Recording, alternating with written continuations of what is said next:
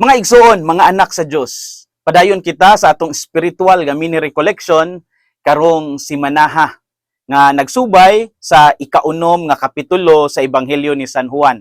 Ang pagpadayag ni Hesus sa iyang kaugalingon isip bread of life o pan sa kinabuhi.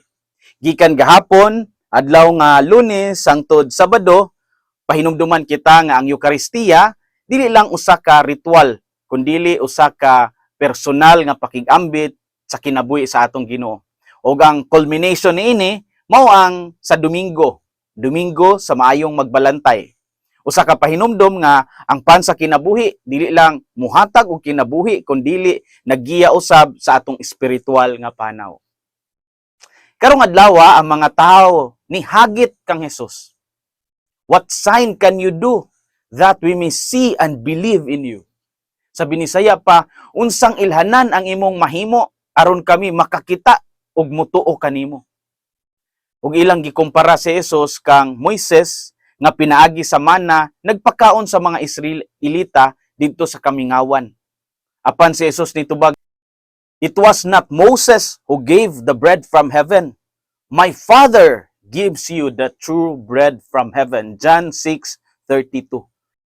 Dili si Moises ang naghatag sa tinapay gikan sa langit, kundi ang akong amahan nga nagahatag kaninyo sa tinuod nga pan gikan sa langit. Unsa may makutlo natong pamalandong karon? Unang punto, ang pan gikan sa langit dili lang milagro, kundi persona. Sa una ang mga tawo nasayod nga ang pagkaon usa ka milagro nga muhupay sa ilang kagutom. Apan si Jesus nagsulti nga ang pan nga gikan sa langit dili lang pagkaon sa tiyan, kundi pagkaon sa kasing-kasing ug sa kalag.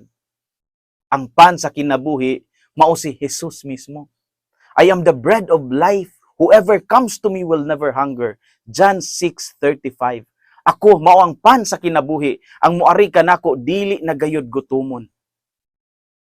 Sa atong pamilya, atong masabtan kini, diya sa sakripisyo sa mga ginikanan nga magtrabaho bisag kapoy para lang sa ilang mga anak. Dili lang sila naghatag og pagkaon nga pisikal, kundi naghatag usab og gugma, naghatag usab og presensya, naghatag usab og pag-amuma. Sama sa pagkaon nga ginaanda matag adlaw, ang pagpakig-uban ni Kristo kanato usa ka grasya nga ginahatag matag adlaw pinaagi sa pag-ampo ug sa Eucharistia. Ang pan gikan sa langit dili lang milagro kundi persona. Ikaduha nga punto, ang tinuod nga kagutom dili lang pisikal kundi espiritual. Daghang tao ang nisunod kang Hesus tungod kay napakaon sila. Apan si Hesus nagtan-aw sa mas lawom ang kagutom sa kalag, ang padayong pagpangita sa kahulugan, the search for meaning and purpose, ang pagpangita sa katagbawan, ang pagpangita sa tinuod nga gugma. Sa atong komunidad, makita nato ang mga tawo nga bisan adunahan, walay kalinaw. Napoy mga kabos, bisag walay daghang bahandi, makita nimong malipayon sila, kay nasayod sila nga naay Dios nga nagmahal kanila. Sa dihang namatay si Pope Francis, naay mga websites nga nagpa-trending nga sa pagkabugto sa iyang gininhawa ang nabili niya nga asset $100 ra. Of course, kini nga impormasyon gikan sa celebrity net worth site ug dili kumpirmado.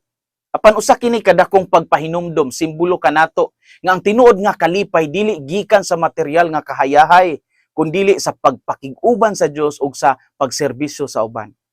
Matud pa ni Pope Francis, we must rediscover the value of simplicity and the joy of being with God. Kinahanglan natong mabati pag-usab ang bilis sa kinabuhi nga yano ug ang kalipay diya sa pagpakig-uban sa Ginoo.